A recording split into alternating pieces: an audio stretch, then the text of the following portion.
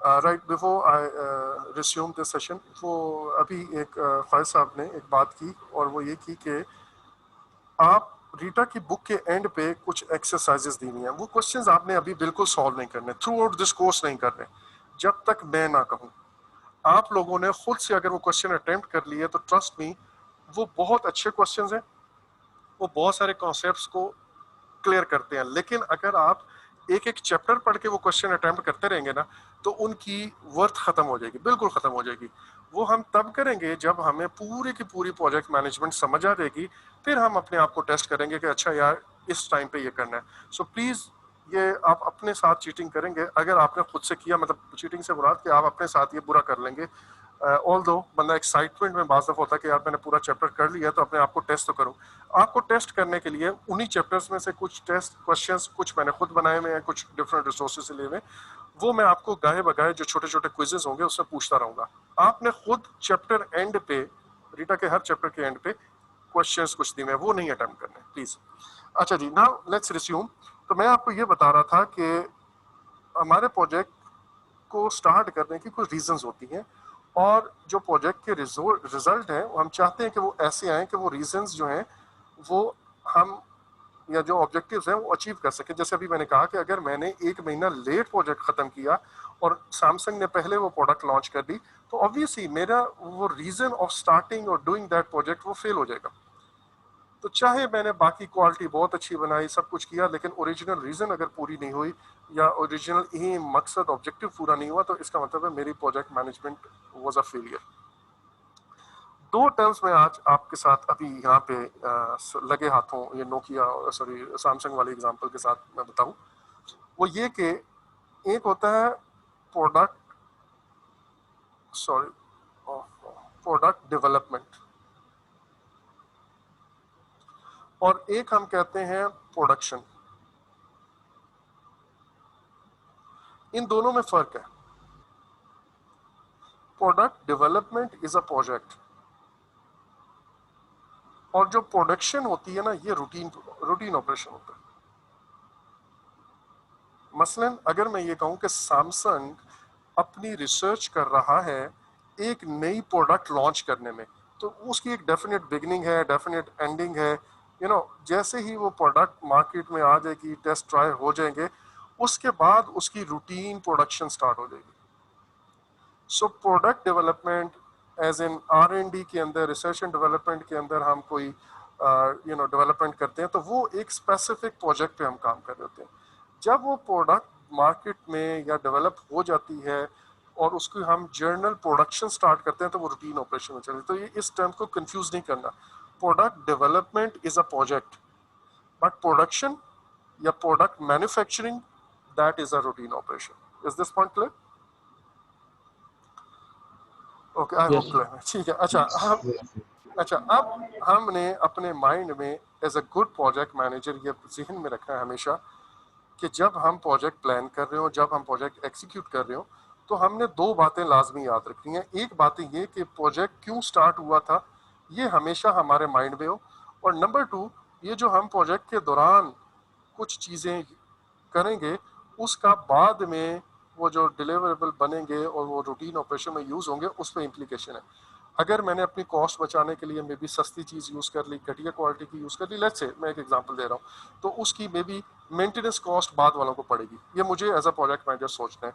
इसी तरह उसकी लाइफ साइकिल कितनी है, ये भी एज अ प्रोजेक्ट मैनेजर मुझे सोचना है। इसको हम क्या, लाइफ साइकिल कॉस्ट कितनी है, ना सिर्फ रूटीन ऑपरेशन, बल्कि जैसे वो पहले वो क्या डॉट मैट्रिक्स होते थे, प्रिंटर्स हैं अभी भी मतलब है, बट उनका अगर मैं कहूँ ना तो रीफिल लेट से बहुत सस्ता है, प्रिंटर महंगा है।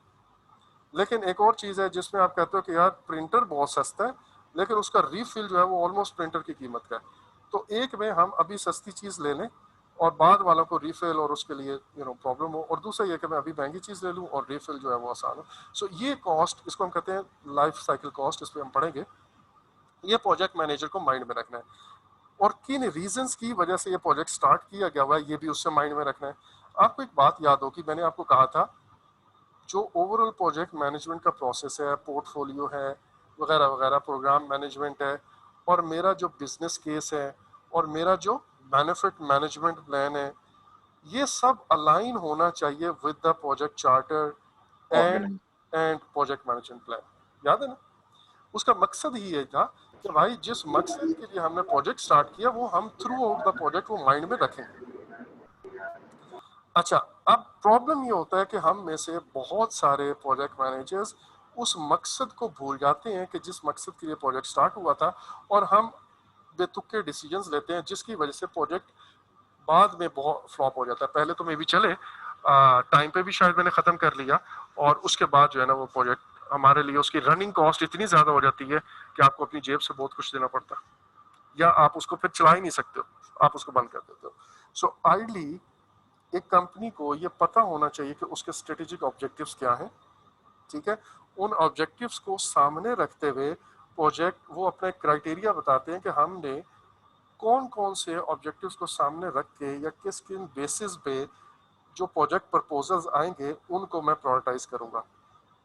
उसके मुताबिक फिर जो प्रोजेक्ट प्रपोजल्स या प्रोजेक्ट आइडियाज ऐसे होंगे जो इस क्राइटेरिया को बेस्ट मीट करेंगे, दैट मीन्स हमारे स्ट्रेटेजिक ऑब्जेक्टिव्स के लिए बेस्ट यूजफुल होंगे, हम उन्हीं को सिलेक्ट करेंगे, बाकियों को हम रिजेक्ट कर देंगे।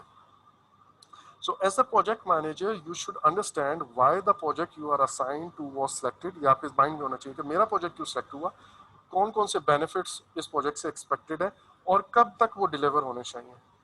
क्या हमारा जो प्रोजेक्ट है वो एक नई मार्केट में एंट्री का प्रोजेक्ट है, तो ऑब्वियसली मुझे उस मार्केट में, जैसे मैंने अभी एग्जांपल दी, मुझे एक खास टाइम से पहले पहले एंटर होना होगा। Is it intended to meet a regulatory requirement, तो वो regulatory requirement let's say Supreme Court ने ऑर्डर कर दिया है, लेट्स से एनवायरमेंटल कोई हमारा रेगुलेटरी डिपार्टमेंट है उसने कह दिया, इनकम टैक्स वाले ने कह दिया।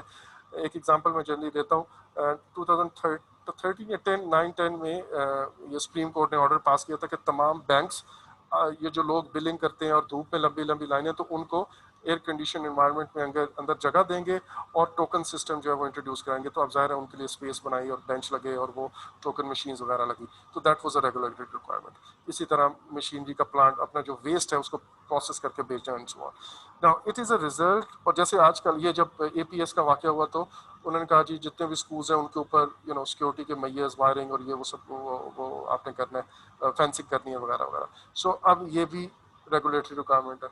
अभी कोरोना की वजह से जो आपको मेजर्स लेने पड़े हैं वो भी regulatory requirement. So is it a result of a customer requirement, या आपके कस्टमर के लिए आप कोई चीज़ प्रोड्यूस कर रहे हो, या फिर ये एक प्रायोरिटी प्रोजेक्ट है फॉर कंपनी एग्जेक्टिव। इसका मतलब क्या है, ये बाकी पहले तीन चार देखे ना तो वो दैट मेक सेंस। ये वाला ना सिर्फ एक बॉस के माइंड में आया है, उसकी ख्वाहिश है, उसका चहीता प्रोजेक्ट बस वो करना चाहता है, उसके जेन पे सवार हुआ हुआ।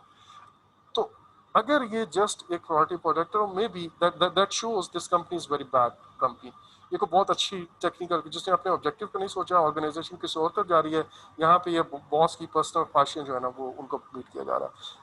Is it expected to dramatically improve the future of the company, तो इसकी इंपॉर्टेंस बहुत ज़्यादा होगी ऑब्वियसली। सो इस तरह की कुछ चीज़ें हैं जो हमारे माइंड में होगी। अच्छा, अब नाउ लेट मी सी कि हमारे पास टाइम कितना है। Okay, it's over now. मैं इसको यहाँ पे कंक्लूड करता हूँ, और ये जो आपको पूरा लाल रंग नज़र आ रहा है, ये लाल रंग इनिशिएटिंग के अंदर हम क्या कुछ करते हैं उसके बारे में है। ये चीज़ हम इंशाल्लाह कल करेंगे। So now if you have any questions you may ask, और otherwise I will conclude this lecture. जी सर आपने मेंशन किया था कि हम रीटा की बुक से ही मतलब चैप्टर 1 चैप्टर 2 आपने मेंशन बिल्कुल किया था, तो बिल्कुल ऐसे ही। पीएम बॉक हम लोग क्यों नहीं अभी साथ साथ लेके चल अभी रहे क्यों हैं नहीं करें, नहीं यानी मैंने कि? ये कहा था कि आप वीकेंड पे जरूर करें, आप वीकेंड पे जरूर करें, ठीक है। ठीक है। और स्पेशली वो जिन्होंने ऑलरेडी एमएस प्रोजेक्ट मैनेजमेंट में पिमबॉक भी पूरी पड़ी हुई ऑलमोस्ट, ठीक है, आप लोगों जी के लिए जी इशू जी। नहीं है। बट मैंने ये मेनली उन लोगों के लिए था जिन्होंने पहले प्रोजेक्ट अच्छा, मैनेजमेंट की प्रायर एजुकेशन नहीं है। अगर वो पहले दिन ठीक। पिमबॉक उठा लेंगे तो आई एम श्योर कि उन्हें कुछ समझ नहीं, मतलब समझ आएगा but it will just frustrate them, और वो ज्यादा टाइम लेगा। लाइक उन्हें खुद से बहुत सारी चीजें समझने के लिए ना 1 घंटे की रीडिंग में वो शायद 1-2 पेजेस को सही तरह से समझ सके। व्हाट आई वांट कि ये जो चैप्टर 3 है हमारा रीटा का, ये क्लियर हो गया, ओवरऑल प्रोजेक्ट मैनेजमेंट समझ आ गई, फिर ये इंशाल्लाह आहिस्ता आहिस्ता पिमबॉक को पढ़ना शुरू कर देंगे, फिर कोई इशू ठीक है सर। नहीं। Anybody got else, it. Any question? Okay ji, then see you tomorrow inshallah at 7 p.m. sharp, and I'm sorry for today's delay, right? No problem. So, Okay. Okay, Allah Thank Hafiz. you. Allah Hafiz. Thank you very Allah much. Hafiz, sir.